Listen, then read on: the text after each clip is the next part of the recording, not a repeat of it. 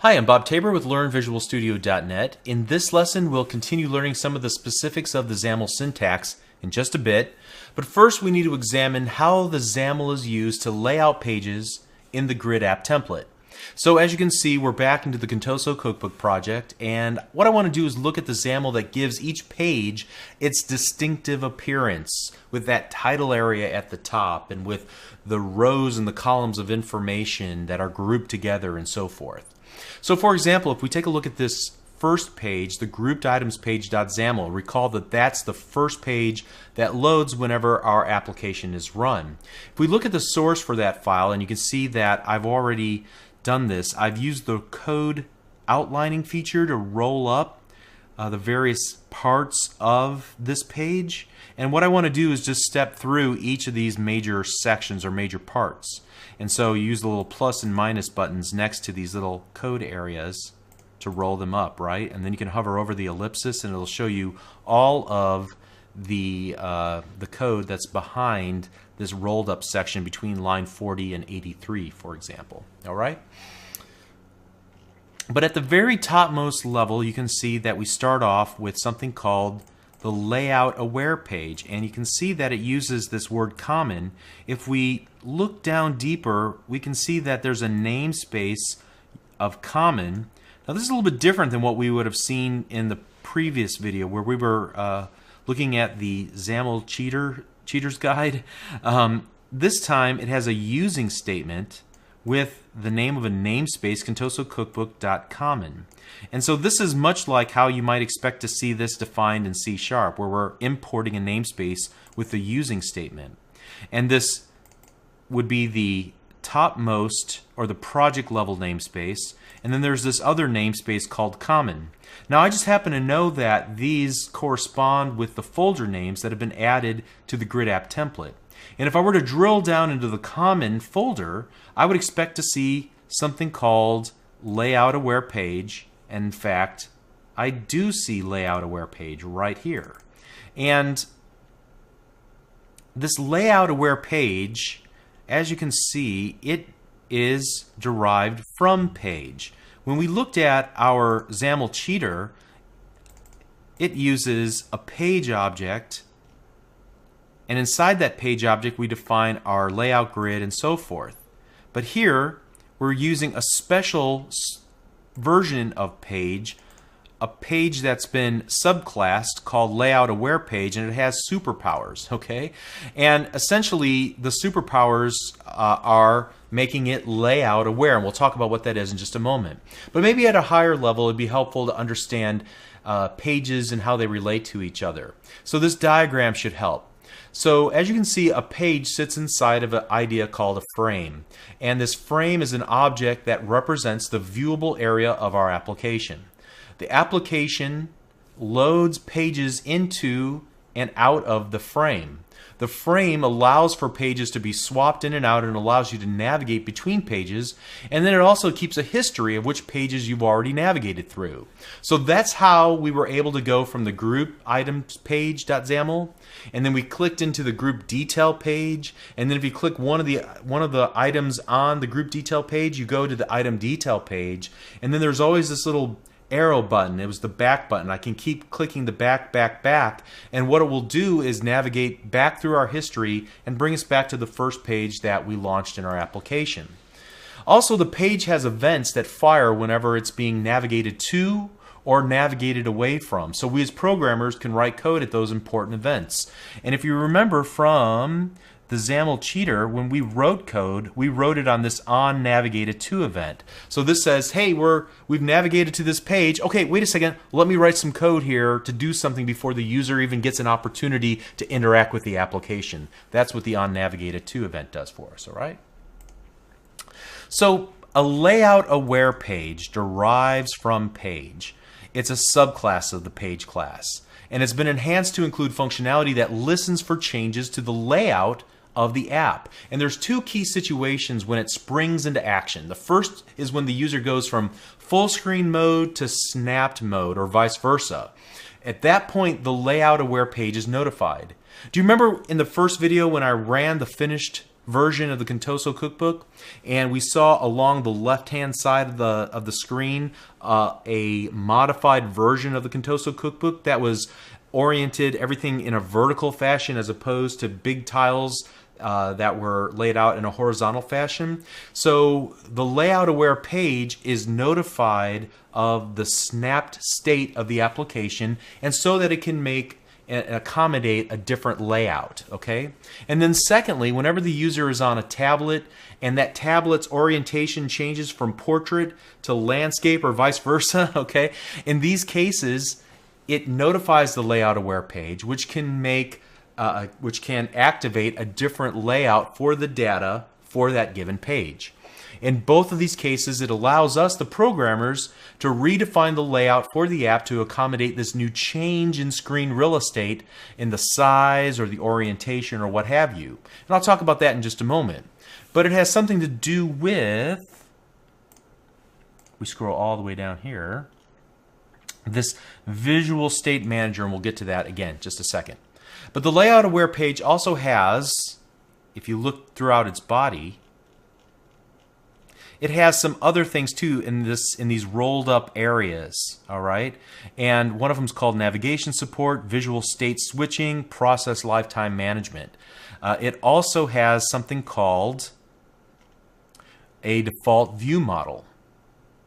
And this is going to help with data binding from the data source, which is in a text file called JSON. We talked about that briefly at the very beginning.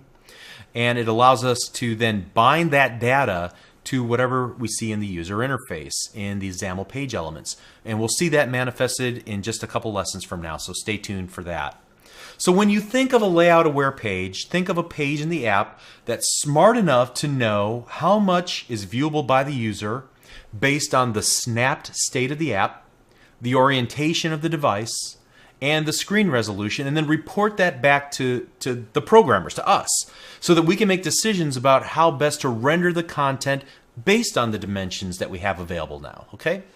All right, so to recap, we're dealing with a page, and a page is a container for a given layout of our app. Again, the page is part of a navigation system that, along with the frame, allows us to navigate to and from the various pages in our apps. But this isn't just a run-of-the-mill page. We noted that this specific page that we're using on our the three that come with the grid app template, it's a special type of page. It's a layout-aware page that knows when the size or the orientation of the app has been changed due to snapping or orientation, and allows us, the developers, to provide alternate page layouts for those situations. So let's go back then to our grouped items page. Now that we understand what we're working inside of, it's just a subclassed version of page. What else is in here? Well, the next section is this page.resources section. For now, by default, the only thing that's defined inside of this section is this collection view source, and we'll talk about its purpose a little bit later. But at a nutshell, it's simply used for binding to data, and it will become more important to us as we pull recipes and photos into our app and then data bind to them on the user interface. I'm tempted to talk about it right now, but again, it's not pertinent at the moment because we just want to talk about XAML for layout purposes for our app's user interface. So let's just table the conversation about data binding to a little bit later in this series, all right? So let's roll that back up. And then we're going to go to the grid definition. And so, again, this grid is the outermost grid that takes up the entire viewable area, and it's intended to be a layout grid. And just like we saw in the XAML cheater, the grid is just a collection of columns and rows. It encompasses the entire viewable area of the page.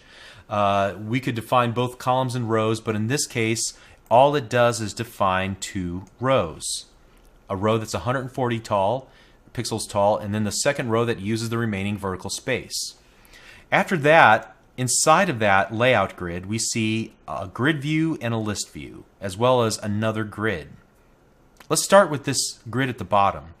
This is what gives our title and the little back button definition, okay? And so we are creating a grid, and we can see because that grid inside of the layout grid has no grid.row or grid.column defined, it is in the leftmost row, and since there's only one column, that makes it easy, right?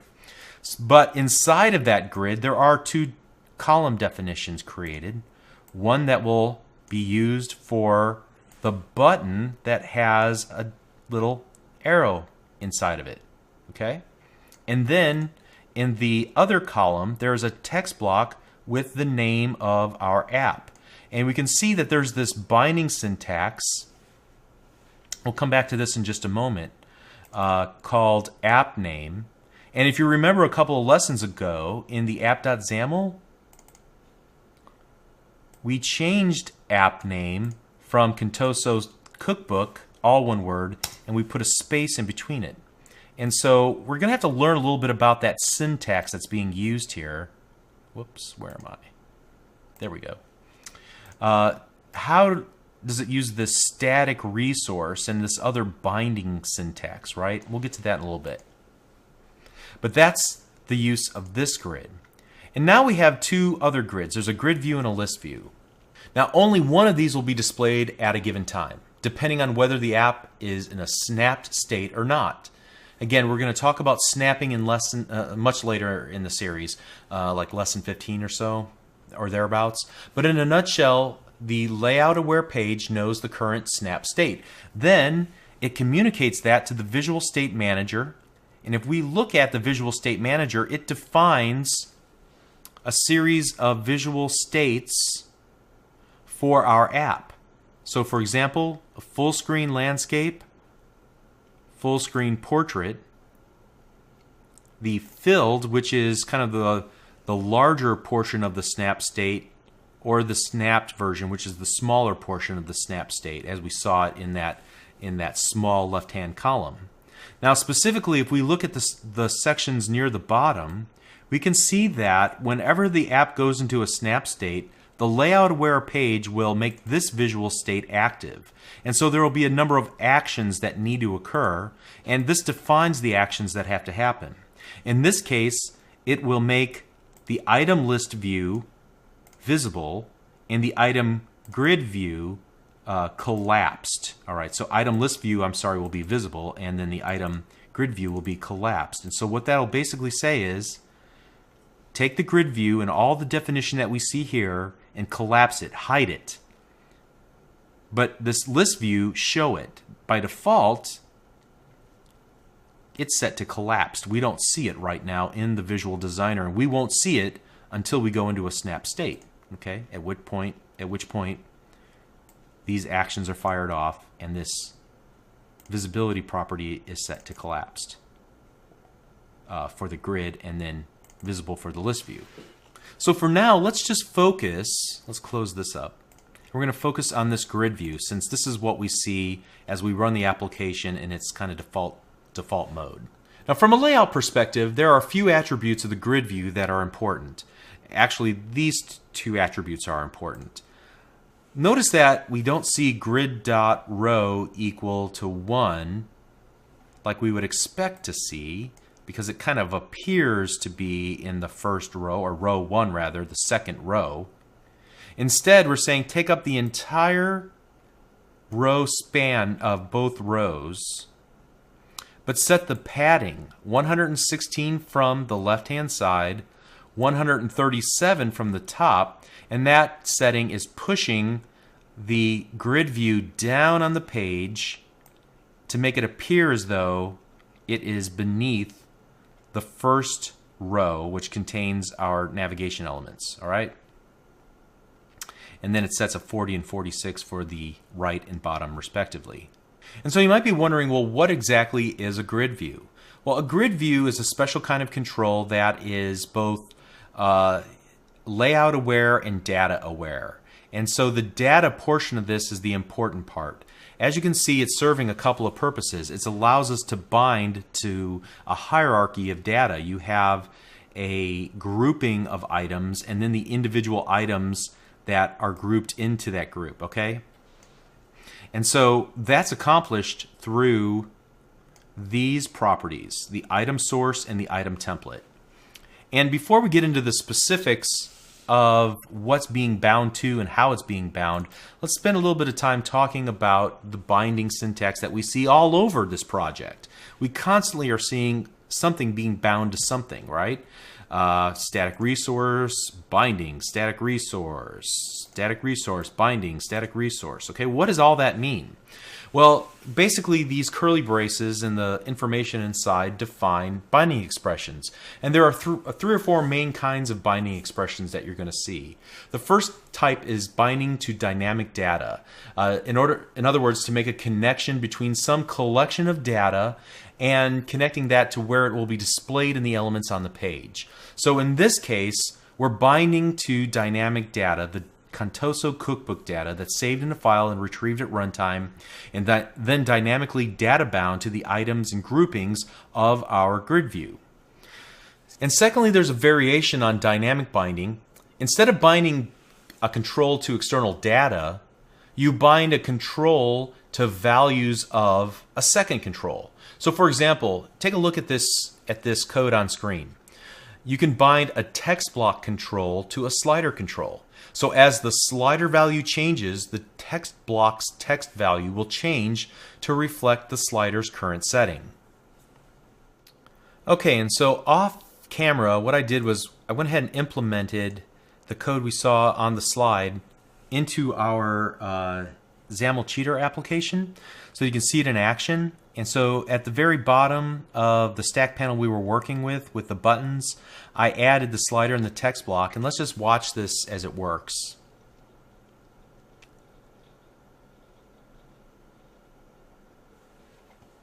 And so as I move the slider, you can see it makes the changes to the text block, and it was all with declarative code. We didn't have to write any C# to make that to work. So that's the second kind of dynamic binding. The third is binding to static data. So for example, when we saw a little bit earlier, and let's get back into our Contoso cookbook, when we were looking at the grid, for example, we bound the text attribute to a static resource with the key of app name.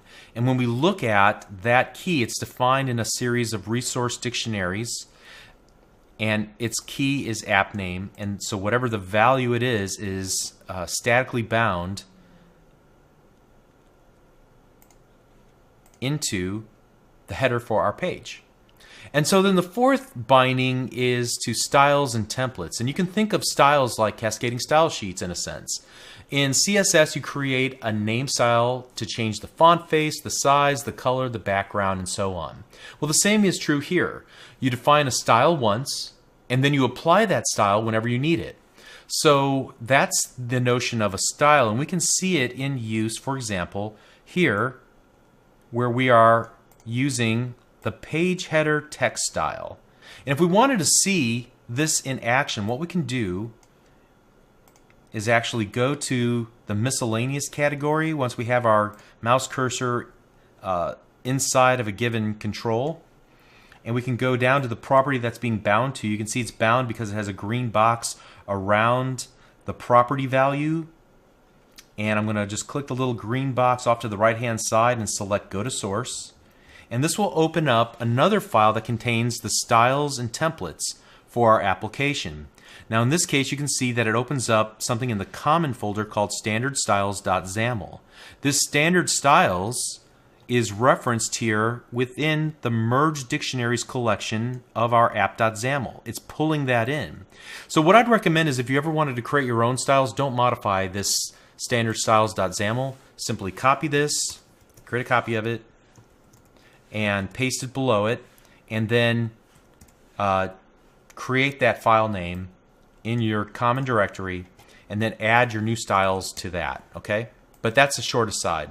Here we can see that a style has a number of setters, so we're going to set this property to this value on this data type, this text block, okay? So this applies to text blocks, and we're going to set the text wrapping property, the vertical alignment, the margin, and so on. But notice that it's also based on another style called header text style. And if I were to try to navigate to header text style, and I think the best way to do this I think the best way to do is just hit Control C and then Control F, and I'm going to add a quotation mark around so we can find it. We can see that this applies also to text blocks, and it sets the font size, weight, height, and other rendering information. But it too is based on something called baseline text style. So if we were to search for that, we would see that it is also a target type of text block, and it sets the line height and the line stacking strategy and other information. But it too is based on a text style called basic text style.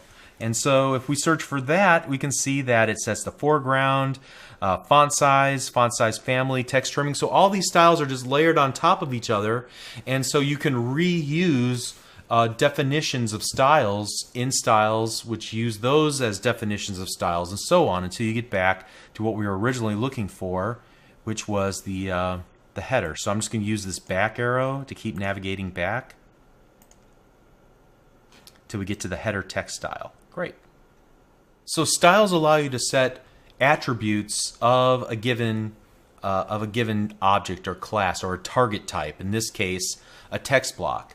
And a template is kind of similar to a style, but in addition to setting aesthetic properties, you're also defining layout. So let's dive a little bit deeper into this and take a look back on our group items page, .xaml, and we're looking inside of our grid view, and we want to see what each of the individual items, how they're being bound, and specifically what template is being used to render them on the page. What gives us this image and then this little opaque area below it, the title, and then in a lighter font, this subtitle.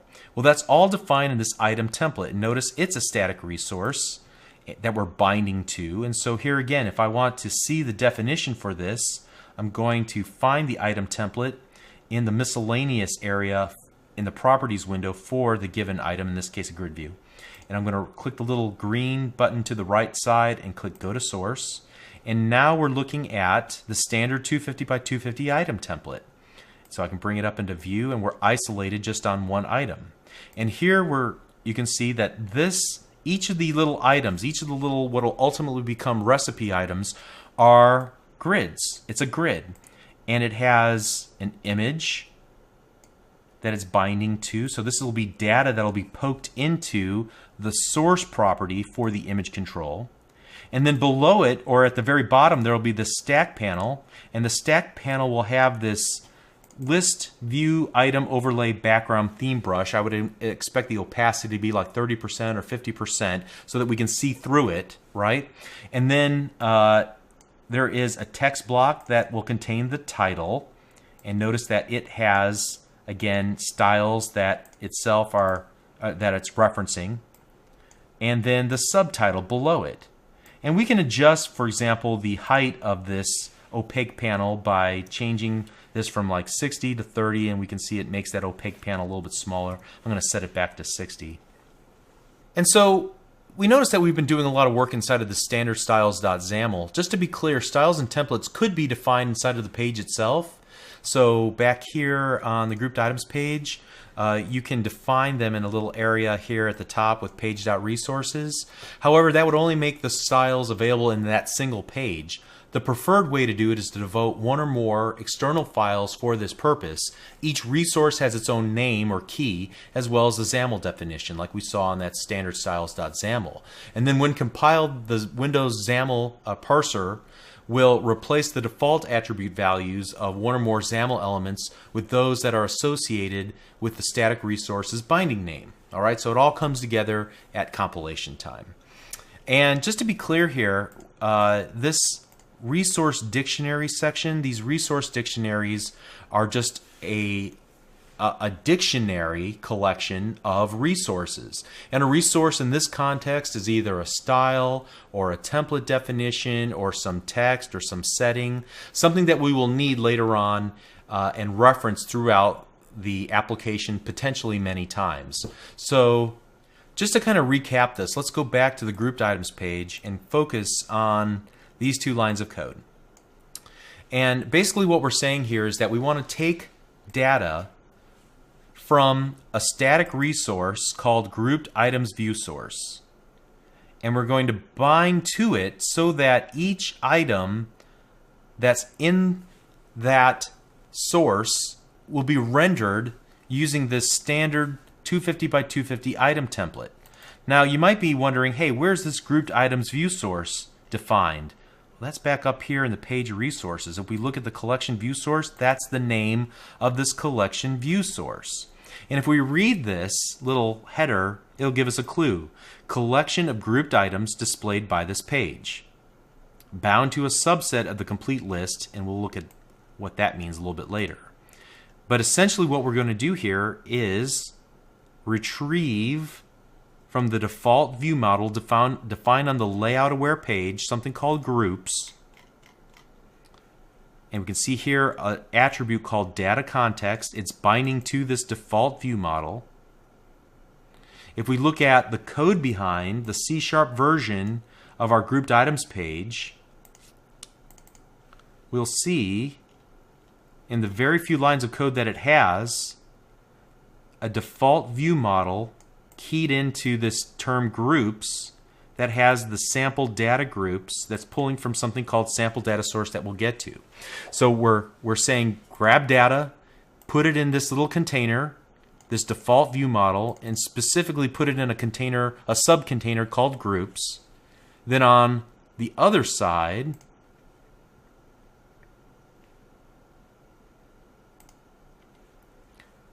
we're going to bind to that default view model. We're going to pull from groups, and those groups are going to be in this grouped items view source. Then we're going to use that grouped items view source as the item source to grab each of the items on this page, and for each item use the standard 250 by 250 item template. Phew. Okay. So I realize that we covered a lot of ground in the last several videos, especially this video. You might want to review this video and then make sure to use Bing.com to search for anything that really didn't make a whole lot of sense. Hopefully we'll clear things up as we continue to work through these ideas throughout the rest of this series of lessons. All right, so next we're going to continue and finish up exercise number 1 in the hands-on lab, and then we'll move on beyond that. Okay, so we'll see you in the next lesson. Thank you.